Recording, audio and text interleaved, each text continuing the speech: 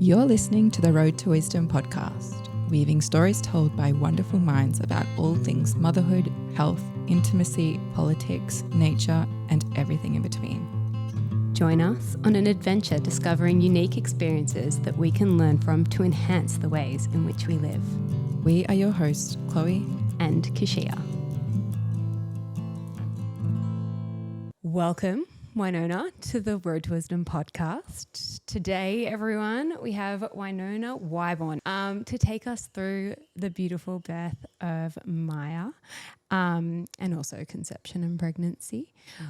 Winona, maybe I'll just let this unfold. No, because it's probably going to be in the title. Winona free-birthed her first baby and upon meeting you and how just a beautiful, soft and gentle aura you hold, making a very hardcore decision like this is it was kind of surprising to me. So I think, and I don't know about you, Chloe, but really interested into how you got there, because something that Chloe and I have spoken about a few times is usually you would experience some kind of trauma before making the decision to have a sovereign pregnancy and birth.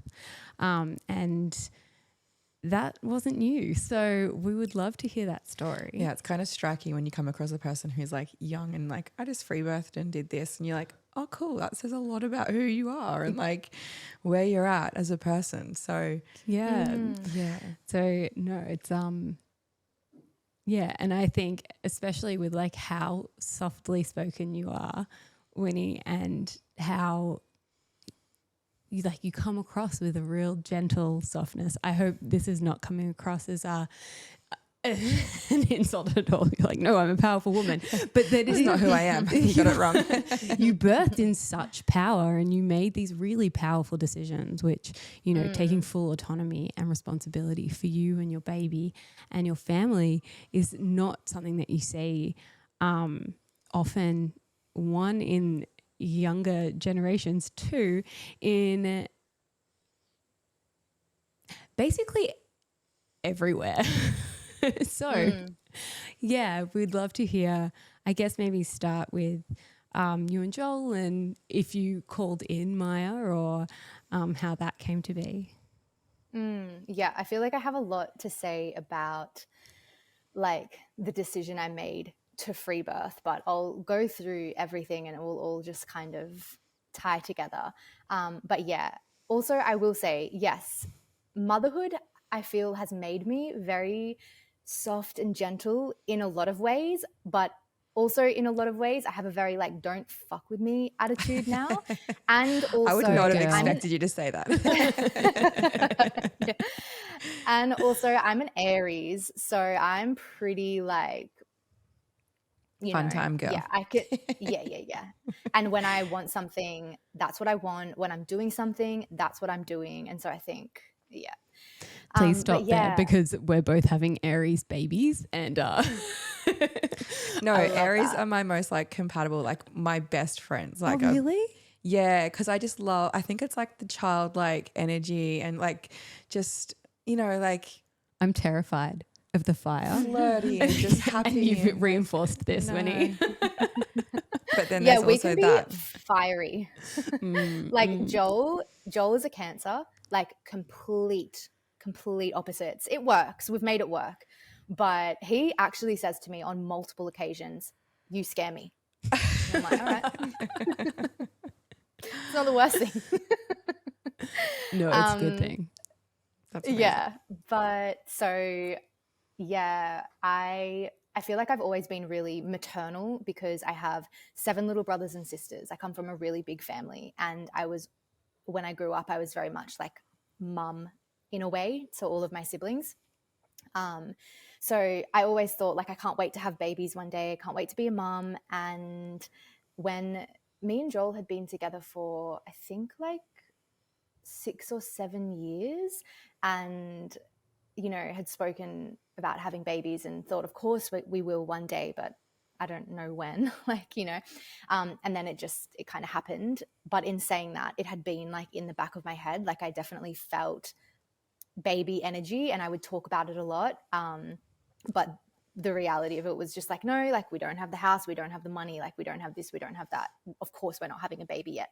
But she really wanted to be here. And so she came through, and after a lot of back and forth and arguing and, you know, like all of that, we decided that, yeah, we would have this baby. And from the moment that I fell pregnant, I very much knew that it was my little girl. Like I felt the strongest girl energy, and there was not a moment in my pregnancy where I ever doubted it was a girl. And of course, there's a part of you that doesn't want to attach so much to that, but I couldn't let it go. Every time I dreamt, every time I journaled, every time I was like connecting with her, it was her. And I knew what she looked like as well. Like in a way, I would always say she has really blonde hair, blue eyes, and chubby cheeks, and she has all of those things. Oh my God. Oh, that gave me chills. Yeah, she really does. Yeah, as well. she really does. And so, yeah, I just felt so connected to her even when she was in my womb. But yeah, when I fell pregnant, I had never thought about how I would give birth before, like never crossed my mind. The only thing that I thought was like, I can't believe women have to do that. Like that sounds awful. Like I wouldn't say I was scared of it. I would just say that like there was a part of me that really thought I want to do everything I can to like avoid the pain of it, I guess, because everything that was depicted to me of birth was that it was just the most awful thing ever. Like, you know, you watch movies and you speak to other women and most people have had a traumatic birth. And yeah, so I didn't have a good Can like, I ask vision of too, it. Winnie? So your mother has obviously given birth 8 times. What was her experience? Like, what did you grow up thinking about birth in that respect? To be honest, I feel like me and my mum, we have an interesting relationship, and I feel like it wasn't even spoken about. Like it was not even, I don't know, I guess being young and not having the closest relationship. Yeah, I didn't really ask her questions about it, and she never spoke about it. But when I did fall pregnant with Maya, I asked her about her births, and she didn't really have much to say. Just like, yeah, they were all fine, you know, oh yeah, like I got an epidural with some of them, and, you know, just that kind of vibe. And when I told her I was like free birthing, she was kind of just like, whoa, okay, like you're brave. Okay, cool. Like she didn't have anything negative to say, but she also, it was almost like she didn't really have an opinion. And she also knows me. Like she's like, well, if Winona says she's doing that, of course she's doing that. So it doesn't matter what I say anyway. Yeah. And I also knew that with my birth, like how I came into the world, I was vacuumed out.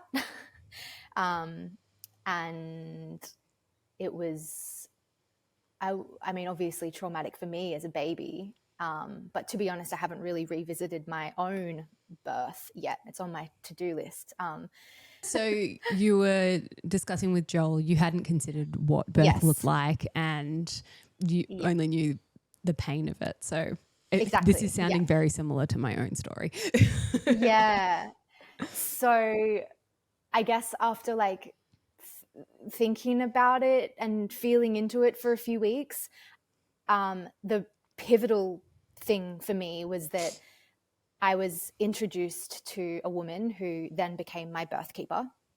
And I was on her Instagram page and I just really liked her vibe. And she was running a empowered birthing workshop or something like that. And it went for like 2 hours and it was just like a Zoom call. And a few women jumped on and I said to Joel, oh, we have to do this. Like, I think we're going to learn a lot. I really like what the energy of this woman. We jumped on the call and it just blew our minds. I feel like it really helped me more so remember what I already knew, which was really powerful. But I also learned a lot as well, just about, medicalized birthing system, and it's an industry, and, the trauma side of things. And after the call, me and Joel were talking and he was kind of like, well, of course you're not birthing in a hospital, like obviously. And I was like, oh yeah, of course I'm not, like duh. You know, I studied naturopathy. I didn't quite finish my degree. Maybe Same. one day. Yeah.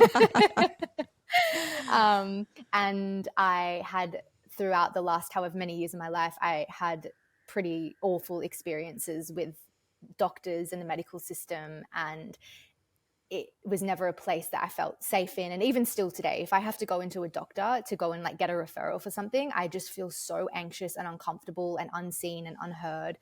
And so I guess that was already like very deeply ingrained in me. It was like, well, if I don't like going to doctors now or engaging in the medical system now, why would I go and do it for my birth? Why would I go and have a baby in the hospital? Why would I do all these things? You know, like it just didn't really make any sense to me. It wasn't in alignment with how I lived my life anyway. But yeah, Joel was very like, and still to this day is like even probably more hardcore than me in terms of like free birthing and stuff. And I really love that about him. And it's because it's funny. I feel like it's usually the opposite. It's like so often you hear that the mom is trying to convince the partner, you know, about why we should do this, and you know, da da da da da. Whereas Joel, he was just straight up like, nah, not happening. Like, you already know this, you know.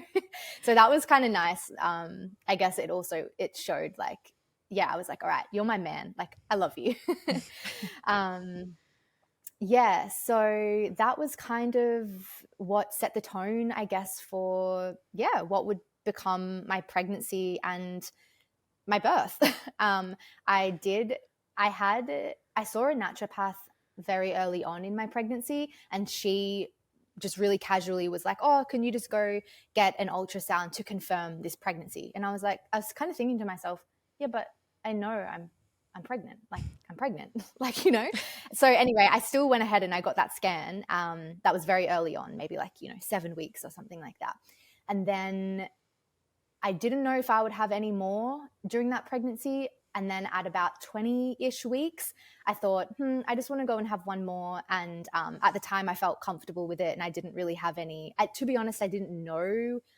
I hadn't really gone down much of a rabbit hole regarding scans and stuff. But yeah, I just didn't really think much. So I went and had one. But afterwards, me and Joel both were talking and we were like, did that feel a bit weird? Did that feel a bit icky and unnecessary and medicalized, I guess? And yeah, so that was kind of my feelings towards it. But in saying that, like, no regrets or anything like that. And even now in this pregnancy, if I felt like I wanted to go get one, for sure, of course I would. It's more so, I think, like the routine side of it that I'm not a fan of. And if you're considered like high risk, like, oh yeah, this many, and that is a bit, yeah. So yeah, that was what led me to my free birth. I love how uneventful that was. Yeah. Yeah. I love to Not that exciting. Yeah. And the story's over. No. Yeah. I'd love to ask, actually, so in the information session that you attended, what kind of information was shared? Like, could you discern from yourself being like, okay, am I high risk? Am I this? Am I that? And you can kind of tick them off in your head? Or was it just more like there's, I never go and see a doctor for anything. And so why would one of the most natural processes a woman can go through, would I choose that? Like, what was the information that you received and how did you process that? Do you mean the call that we jumped on with my birth keeper? Yeah. It was basically like, I think the point of the call was definitely surrounding like free birth. Mm-hmm. And so I didn't even know much about what this term meant. And I was just kind of naive in like, yeah, I'll just like jump on the call. It says empowered birth, says something about free birth. But yeah, she covered so much ground. Like, off the top of my head, I feel like I can't really remember. It was a while ago now, but it was, she went into talking about like the rates of, I guess, trauma and stuff that occurs within the hospital, and then, you know, spoke about the safety of birthing in your home, spoke about, I remember clearly, actually, this one really stuck with me. She spoke about she called it the limbic imprint, the birthing imprint from that you receive as you're brought into this world. And I found that really fascinating, because she spoke about how all these babies are being born in these sterile environments in the hospital. White lights. The first people to touch them are these, you know, random people or men wearing gloves, and you know, you're taken from your mum and you're wrapped up and you're wiped down and your needles are shoved in you and whatever else. Not to mention the birth itself, which so often, unfortunately, is traumatic, and the feelings that the mother's feeling as she's giving birth all play a part in it as well. And then how all of that combined creates a blueprint that you then carry with you for the rest of your life. And I just thought, wow, I remember thinking, wow, if I could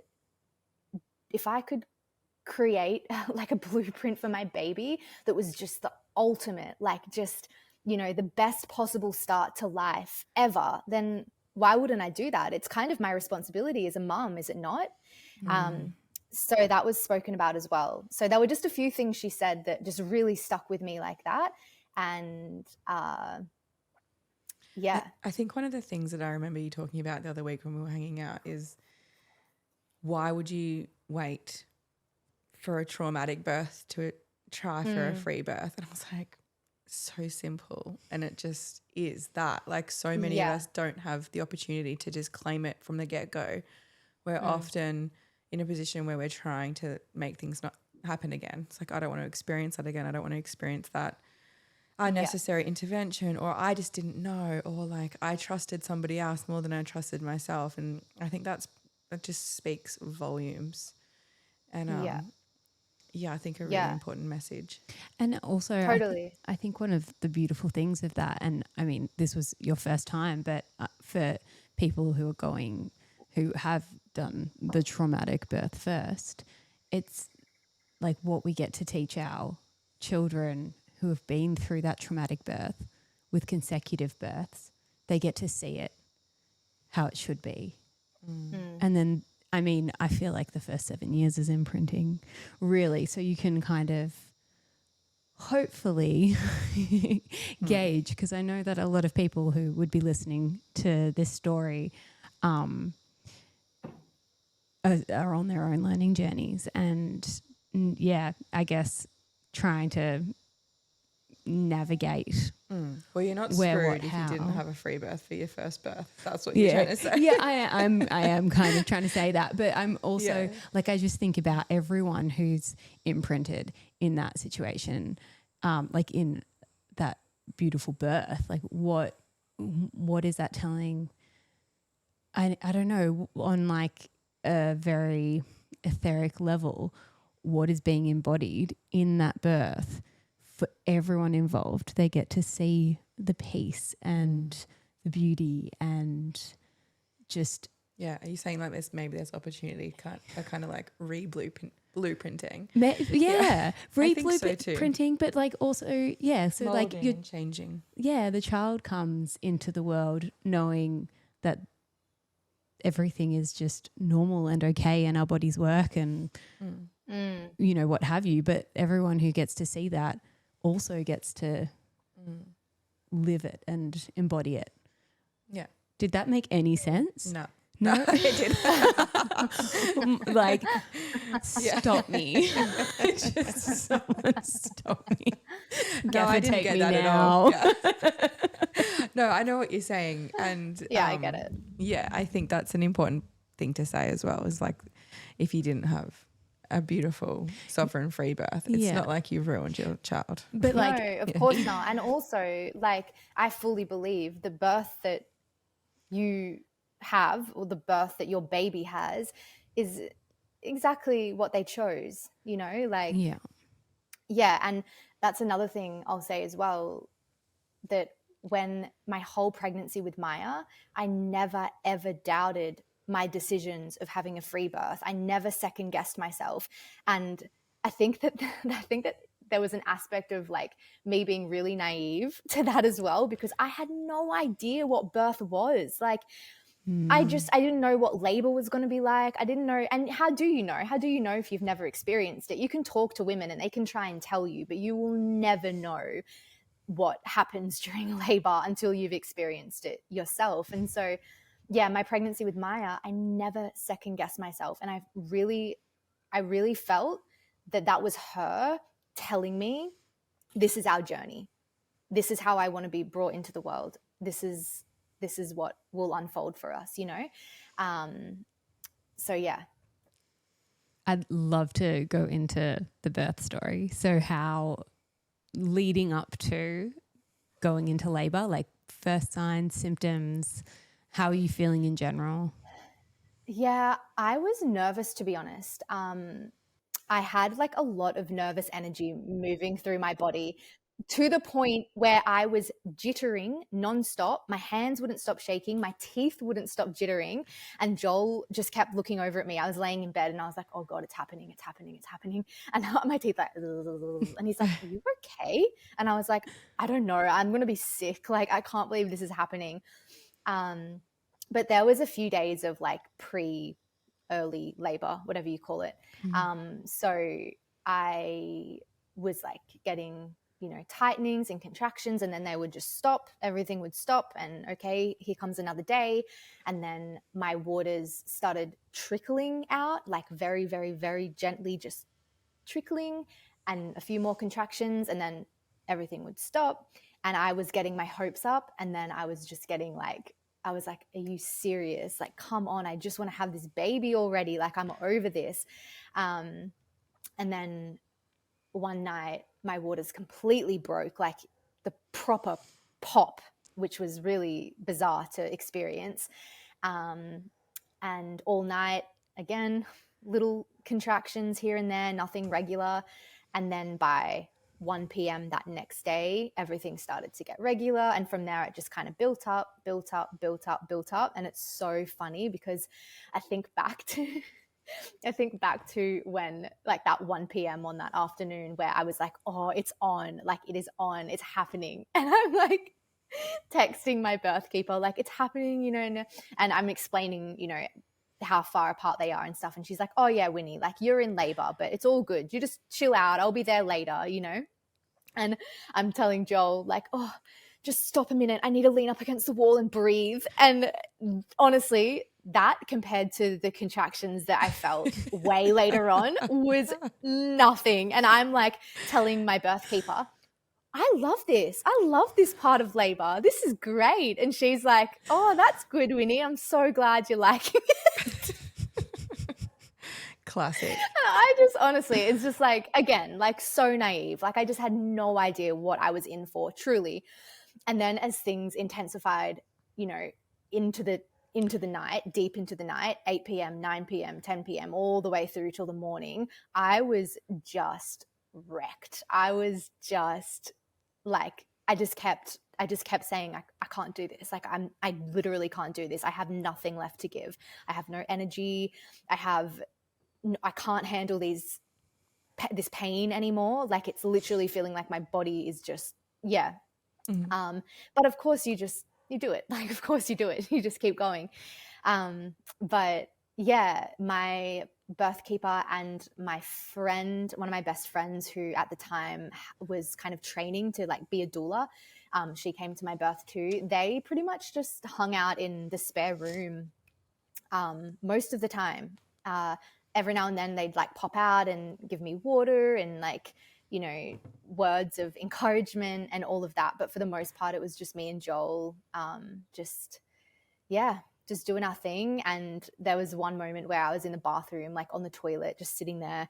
And Joel walked in and he said that the look on my face, like he just burst into tears. He was like, oh my God, I can't believe this, Winnie. Like you're just struggling so much, aren't you? And I was just like, I can't do this. And he said to me, like, I felt so heartbroken seeing you like that because I've never, ever seen you so vulnerable and so just feeling helpless basically before. And that's, I kind of did feel like that. Like in that birth with Maya, I got everything I needed. And I truly believe that. And it was incredible, but I wasn't fully in my body. Like I wasn't fully in control, I don't believe. And I was disconnected from my breath, and I was doing everything I could to get away from the pain, to get away from the feelings that I was feeling.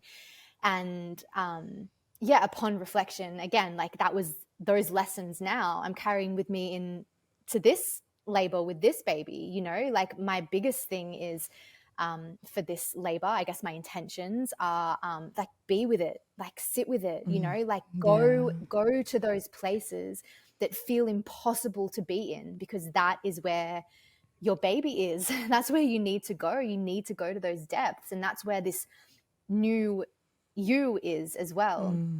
It's really interesting because I feel like I just resonate so much with your story in terms of what labor felt like, and like cute little maiden me that at the start of labor was like, oh, this is so easy.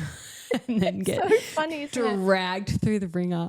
But like what is so interesting is particularly for me, ego played such a big part in my first, and you don't know what surrender is. You don't know what surrender is before you go through that first labor, and then you're still going through it, fighting it, and like, I can like power through this. This is a labor, like, and then I don't know, second time round, then learning how to surrender to those sensations, like truly surrendering to those sensations.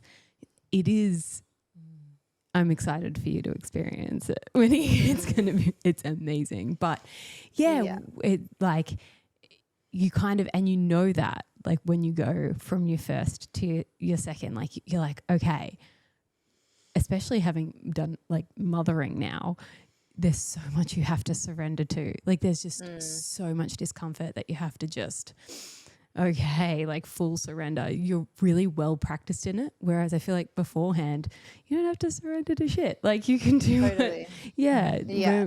We're in a culture, I guess, where it is all very, I do what I want when I want to. And then you become a mother and you're like, nope. I wish. But it's I feel this whole entire story in my womb right now. So at that point when Joel walked in and he was like, whoa, what time, like how long had you been in it for? Oh, I feel like it was probably like, I don't actually know, but at this point, I wasn't too far off birthing my baby. I want to say, this is just a guess, but I want to say it was, around like 4 a.m. maybe. And I think I gave birth, Maya was born at like 7:30ish in the morning. So there wasn't too much in it. But I came back out into the like living space where the pool was set up and stuff. And I laid myself down on the lounge and I just said, I just need to just rest for a few minutes. And of course I couldn't really rest. And then my birth keeper walked out and she was like, she saw me lay on my side, and then she saw me really quickly jump back up. And she was like kind of asking me, oh, like, why did you just move really quickly from that position? And bear in mind, like she never really had much to say at all during my birth. But I think, her wise woman energy was really like switched on and there.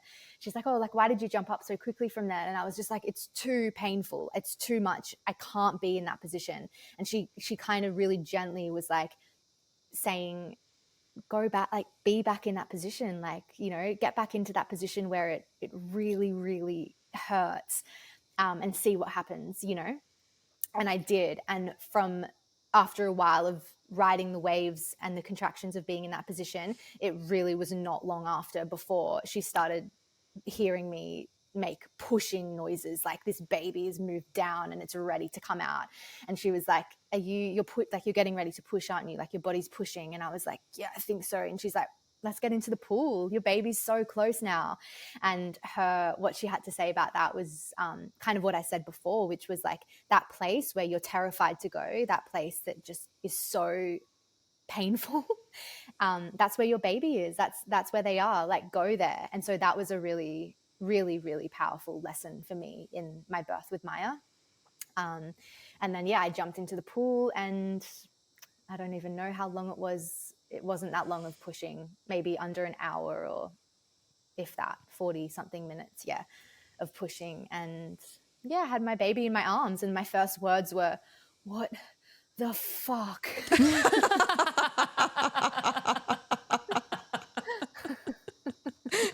Literally. And I shared my birth video online, and I had so many people commenting, being like, "Oh, imagine being that baby being brought into the world, and the first words you hear are, 'What the fuck?'" Oh my God. It's hilarious because if you actually I've watched that video before, and your little face, you're like, and it matches. But I've never had the sound on, and I've never heard you actually say that. But now that makes a lot of sense, because you kind of like get her, and you're just like, I know, I'm just in disbelief, and your little face, honestly. you're just like in total disbelief and shock, but also like utter relief and just like, oh my gosh, thank God that's over. And you like quickly check her, and you're like, yep.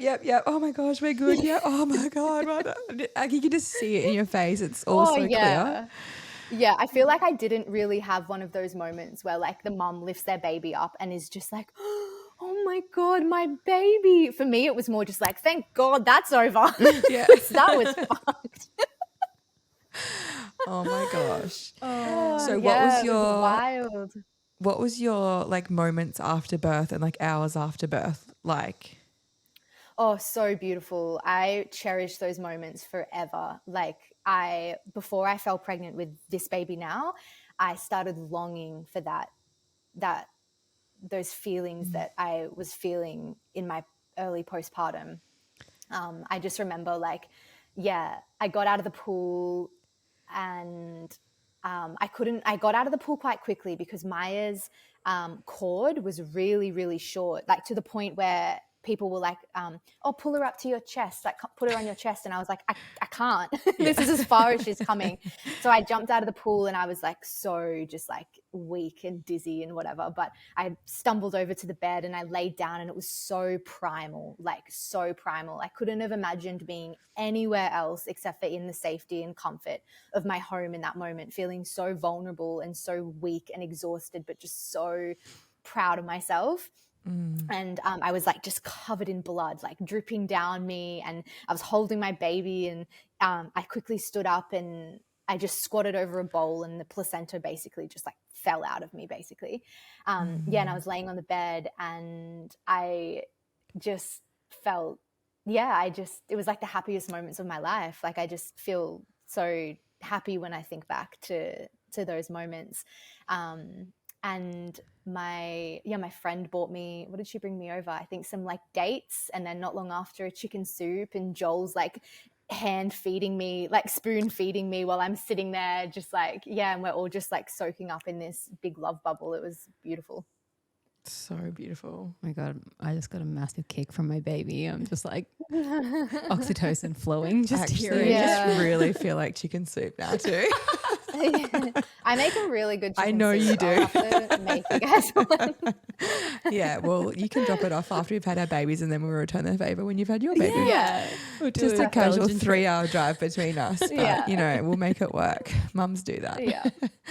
Oh, that's so amazing. So did you have like, so because you didn't obviously have to leave your house, but do you have like, did you all just do all of your own kind of like postpartum care, like, or was your doula doing that? Like, what did your first kind of like 6 weeks look without kind of like out of the system? Yeah. Upon reflection, and this is why I'm doing things differently with this baby, my investment in, and like I didn't have a lot of money back then. So my investment, you know, like for me during my pregnancy was a birth keeper, and I didn't pay any attention to postpartum support, which upon reflection, I wish that I did have. And so this time around, I don't have a birth keeper or anyone like that, not for any other reason other than I just haven't found someone close to me that I resonate with. And of course I would use my birth keeper like further north, but it just, I don't know, like, yeah, it feels like the distance is just a bit much, I guess. I don't know. And instead I'm, investing in, postpartum support. So my first 6 weeks with postpartum with Maya was just, us basically doing everything. Like we had like a meal train set up. So I had, maybe a week or two of food dropped off in that way. And I did some cooking. So the freezer was stashed. But it was just really slow. Joel wasn't really working. I wasn't working. We were just at home, just like soaking into new parenthood.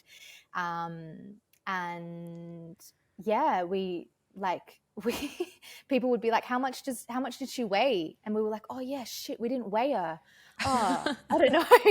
Like, and it really, we would always laugh about it because like, when people have their baby and they like do the signs up and they're like, little Johnny, 2 kilograms or whatever.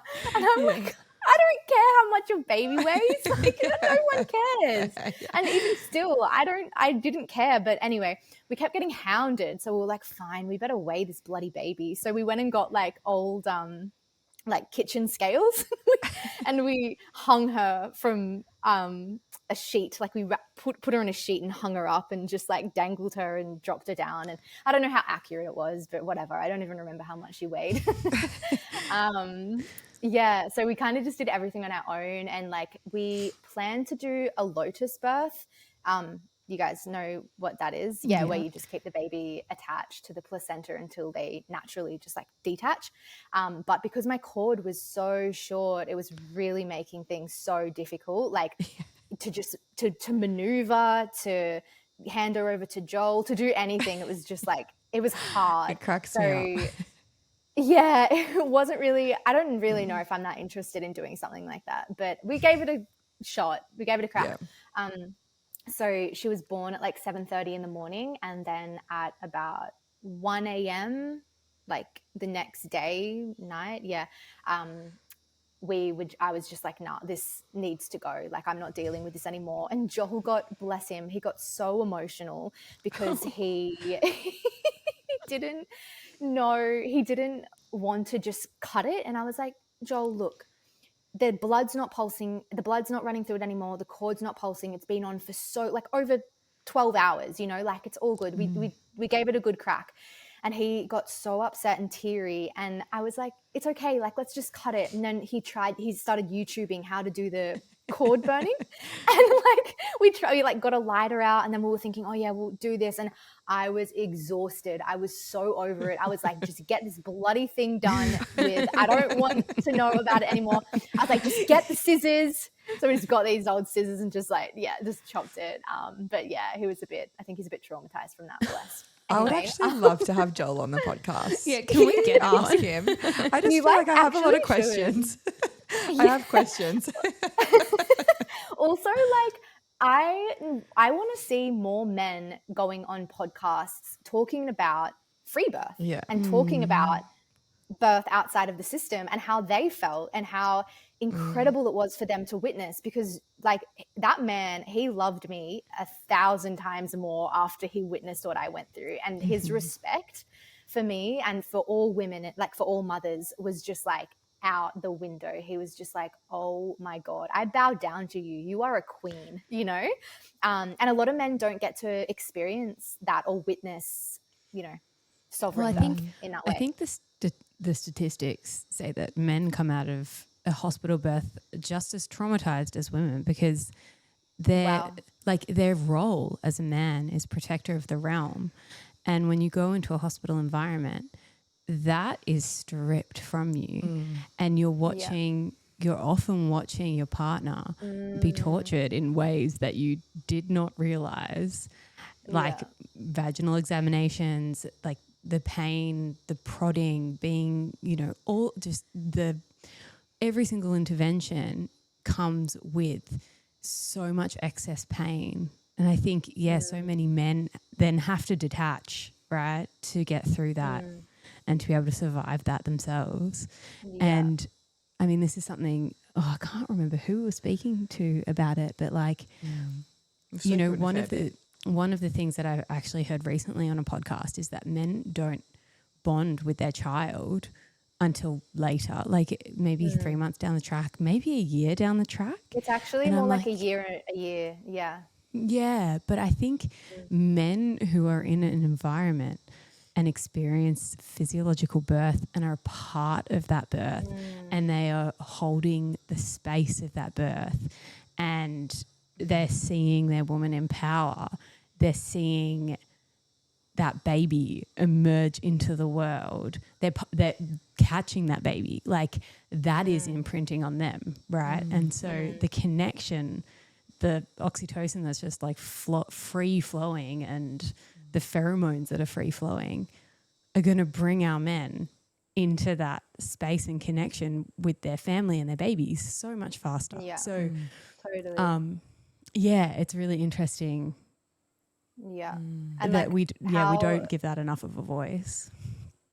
Yeah, totally. And also like, you know, how amazing for more men to be like listening to these conversations, having these conversations, being involved in these conversations, because I know that there are so many women out there who are pregnant who don't follow their intuition or their gut to go and have the birth that they want, say outside of the medical system, because of fear of their partner and the fear that he carries surrounding birth, and that really changes the whole outcome of it all. I've had so many women message me saying that, you know, I really want to have a free birth. I really want to do this. I really want to do that. But my partner's terrified and he doesn't trust birth and he says that it's too dangerous and blah, blah, blah, blah, blah. So yeah, to be having these conversations, for men to be involved in these conversations is just like so important. It really Agreed. Yeah, absolutely. So with this pregnancy, and this birth, apart from like your postpartum planning, have you like done anything different? Like where are you at? Yeah, not really. Like sometimes I'm like, oh yeah, I'm pregnant. It just We can feels totally relate to that. I think. like, it just feels really just like same with Maya. With Maya, I felt this is so normal. This is so natural. This is just how it is. I'm just going about my life, growing my baby. But I had the 2 scans. So that was, I guess, a bit different. And I was seeing my birth keeper, every say 6 weeks or something like that for a catch up and a chat and all of that. And I guess it was the first time that I was ever pregnant. So it was a lot of, I guess, learning and reading a lot of books and listening to podcasts and just kind of educating myself and all of that. And also my pregnancy with Maya, I think I might have said this earlier, but I was very loud. I was very noisy about it. Like I was like, free birth, like, this is why you should do this. And I felt like I had discovered something so incredible that I just needed these other women to know that they too could experience a pregnancy that was just so, I don't know, simple, and that they too could have a birth, even though I'd never given birth before, that was, empowering and all of that. Whereas this time round, I've not had any scans yet, and I'm not sure I will. I haven't seen anyone, I just haven't seen anyone like a birth keeper or anything like that, doula, nothing, just like chat to my friends basically. And I feel a lot more quiet and inward about this pregnancy. My baby will be a little Cancer, and I think maybe that has something to do with their kind of reservedness. But I just don't feel the need to be talking a lot about my pregnancy or talking a lot about the decisions that I'm making, or about free birth or about wild pregnancy or about whatever you want to call it. I just feel yeah, and in saying that, like, it's not to say that I'm not still like working through things. I think every pregnancy brings up different things for different women. And with Maya, I worked through a lot of undoing the beliefs that I had about birth and, you know, about, yeah, just everything, like everything that I ever thought I knew about it, just undoing all of that. Whereas this time I'm just allowing what comes up to just present itself and then figure out how I need to move through that. I don't think any pregnancy comes without that. You know, I think there'll always be something. But yeah, that's kind of where I'm at. I love that. It's just really simple. Yeah, it's simple. Really, and I wish for. Sorry, go ahead. I was just going to say, I just wish for, I wish for more women to get to experience a pregnancy where it's very, very, very little stress and just feeling safe and in their body and feeling connected to their baby in their womb and being able to, hold on, I guess, to that trust and the unfolding of how it will be. I think we've been seeing that a lot lately, like especially this year, all the babies that are coming through this year, there's just like this unwavering like trust and no fuss. And I think we went through, or we're still crawling out of that time where everyone's claiming the label of something or wants to talk about and over dramatize and do things like that. But I feel like there's this settling and it's just women being like, oh, I'm just pregnant. It's no big deal. And I'm just going to have a baby. And that's also just incredible without downplaying it, obviously. But it's also just very normal and very natural. And I think sometimes that's the place to be, is less discussing and less yelling from the rooftops and more just like, well, this is my journey and this is what it's, you know, and if you kind of just leave it and you leave yourself to just dwell in it and just be in it, you kind of get the answers that you need and you get everything that you need and it all kind of just unfolds perfectly for you. And whatever that ends up looking like is for you. But yeah, it's a really nice place to be. I think you make a really beautiful point there, that the drama's taken out of it. Because even like in all births and pregnancies, there is this like element of drama that is just so strong. And this year it just feels like the drama's taken out of it. Like everyone's just like there's no, I don't know, I guess in our circle. Kind of just like autopilot in the background. Yeah. Like, we're just pregnant. We're just growing babies. If something comes up, I'll address it. And shit has come up, don't get me wrong. Yeah, absolutely. I feel like a lot of us who are pregnant and bringing babies in this year have been dragged through some gravel and some more and kilometres of it. And or are dragging. Or we're dragging people. Our poor husbands are the ones we're actually dragging. No. But I think, it's a really nice place to be, actually. Yeah. And also I love to add that, like, I love that you said you've got a Cancerian baby and therefore maybe that's where the secrecy is coming from, or like the reserved energies coming from. And it reminds me so much of our conversation with Melanie Defaults, who was saying, like, in a pregnancy, sometimes you'll do things or feel things or crave things or want things that you would never want, and it's actually not you. It's the child in your belly. Yeah. So I love that. I love the synchronicity there. Yeah. That's beautiful. Gosh. Are you excited now? Well, kind of, because like this has actually been really nice to talk about, or actually just listen to your story, because this is the 5th time I'm going to give birth, so I know damn well what's ahead of me. And that it doesn't like, okay, cool, I could maybe like have an orgasmic pain-free birth like many women are experiencing, but I'm also not really called to that, because I kind of just feel like the experience of it and everything that comes with it is totally necessary, and it's very animalistic and primal, and I'm there for that. But I also know how fucking hard it is, and how far you stretch physically and emotionally and everything. In every capacity. And so sometimes it really is just I mean, like, it's like you're just being my birth keeper right now, being like, babe, you know, you have to go to the places that you don't want to go. Like, it's going to hurt. It's going to be this. It's going to stretch you. You're going to feel like you can't do it. And like, they're actually the most important things that we need to download and hear and grasp is it is so hard. And when you feel like you can't do it, you are doing it. And you kind of just have to be like, well, yeah, this is necessary. I can't actually crawl out of this until the baby crawls out of me. Like, this ain't over until the baby comes out. No, but then it's still not over. And it's still not over, but it just becomes like a different kind of stretch. Yeah. Yeah. So many. Do you feel coming into, you know, giving birth to your 5th baby, do you still feel, I don't know, like nerve in some way, or like that nervous anticipation because you know what's to come? In a way, yes, but also I've experienced lots of different births and I mean, same but different in ways.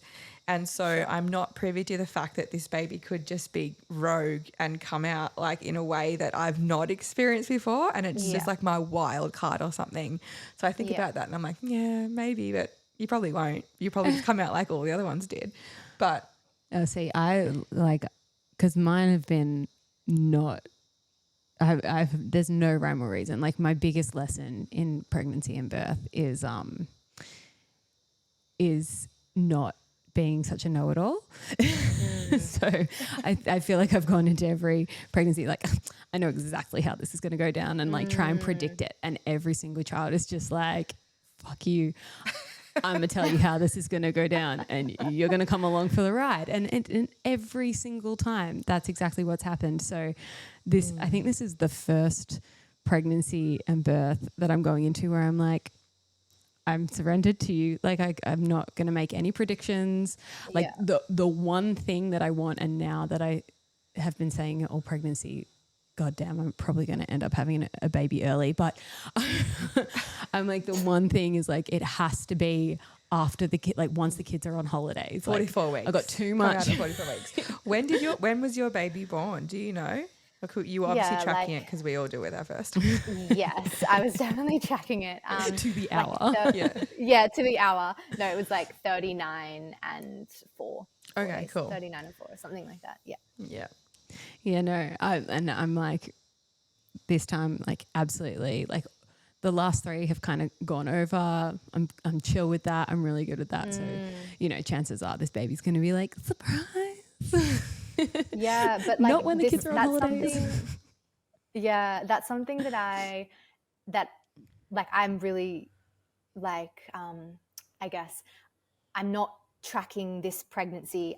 And one of those reasons is because, I mean, I roughly am, but one of the reasons I'm not really attaching to it is because that's something that really threw me off with my birth with Maya. It was like, oh, you know, I'm 39 weeks or I'm 38 weeks. Well, it could be any day now, but it also could be like 41 or 42 or something like that. And then it was like this counting down and this, you know, just hurry up and I just want to have this baby already. And then my contractions would start and then they would die off and I would get my hopes up. And at one point in pre-labor, I was just a mess, like bawling my eyes out, being like, I thought it was happening and now it's stopped. And, you know, and I was just like, it really threw me off. And I feel like there were at least like 2 days there where I could have slept and like preserved my energy so much more had I not been, you know, oh my God, yeah, could be soon. Oh, I'm feeling something.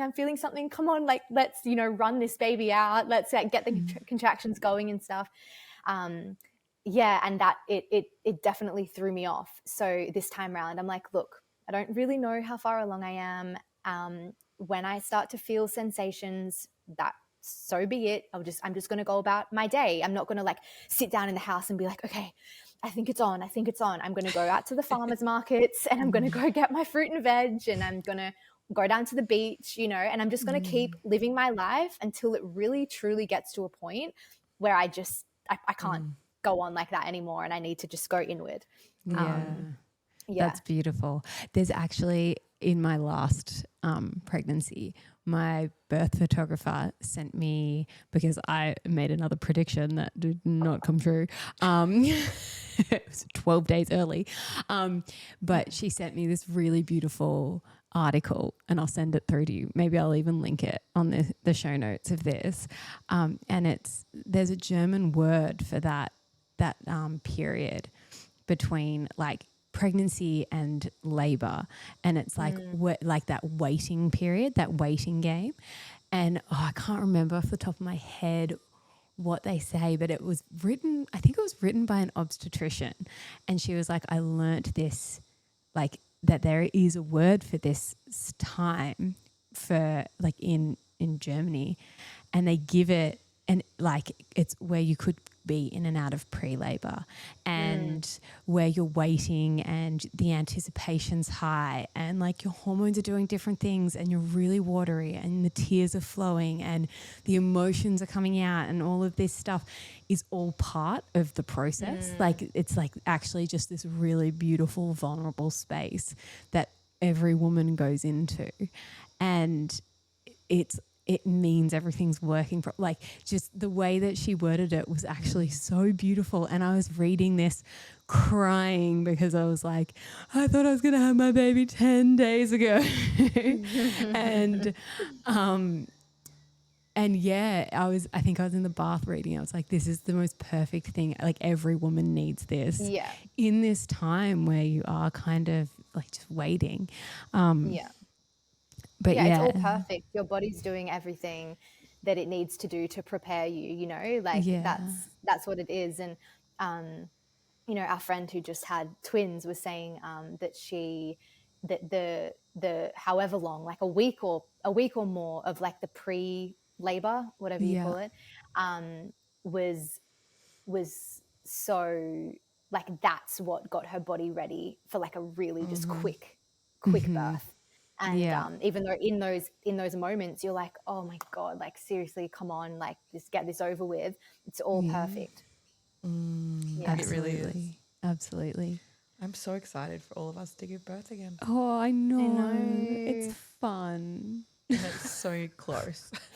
I don't know if fun is the word. It's an interesting word to use for labour, Gashia. Dude, I actually, even though my last labour was quite challenging, I still love it. And I love labour. I do labour any day. Wow. I just feel like that's a weird thing to say. Yeah, I go It's in and out of my but feelings it's like, about it. Yeah. Like some days I feel so strong and so like, yeah, bring it on, I can do this, you know. And then other mornings I'll wake up with a racing heart, like, oh no, I have to do that again. I have to do that again. What am I doing? But, what am I doing? But yeah, I can see what you mean. It's addictive. It's beautiful. Yeah, it's the feel. It's that after, you know, you've pushed your baby out, you've achieved the thing, and you're like, wow, I did that. I did that, and this is the reward. My beautiful little baby. Oh my gosh. Oh, well, I'm just one of those crazy people that's like, I could do birth. I'd actually prefer to do birth every day than pregnancy. I'd struggle way more with the pregnancy part. Yeah. Interesting. But no, I'll tell that story for another time. Well, we can't wait to talk about the birth of this baby. Yeah. Do you feel strongly You'll have about it being a boy or girl? Let's all jump on and do another potty together with our newborns. Yeah. And we'll all share our experiences. Do you feel strongly if this one's a boy or a girl? Like you did with Maya?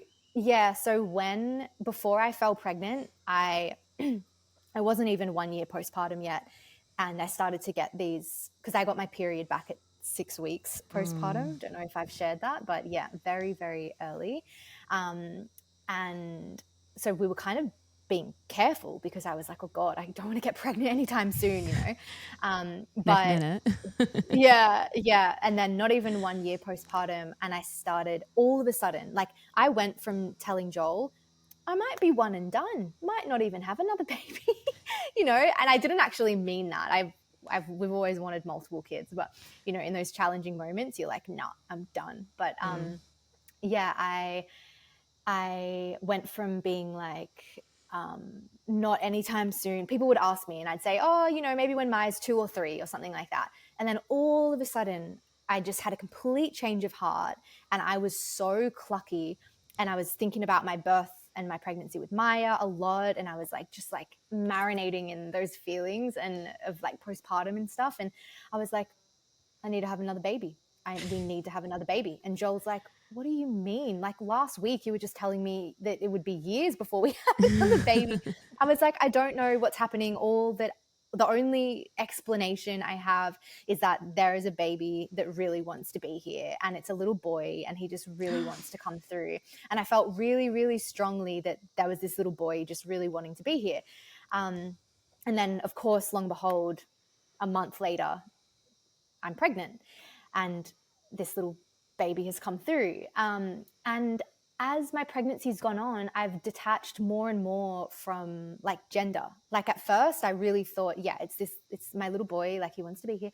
And now I'm not really so sure anymore. And I just don't even think about it, to be honest. Yeah. I try not to attach to boy or girl, and it will just be what it will be. But that feeling is definitely not as strong as it was with Maya. With Maya, it was like 100% this is a girl. There's no doubt about it. This time, not so sure. Yeah.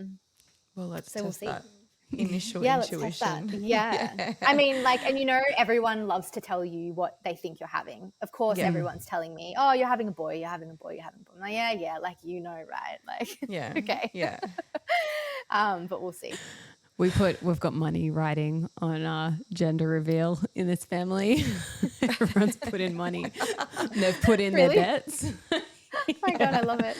By the 5th time, you got to make it fun. Right? Yeah. Like, Yeah, another baby. Woo! Put some money on it.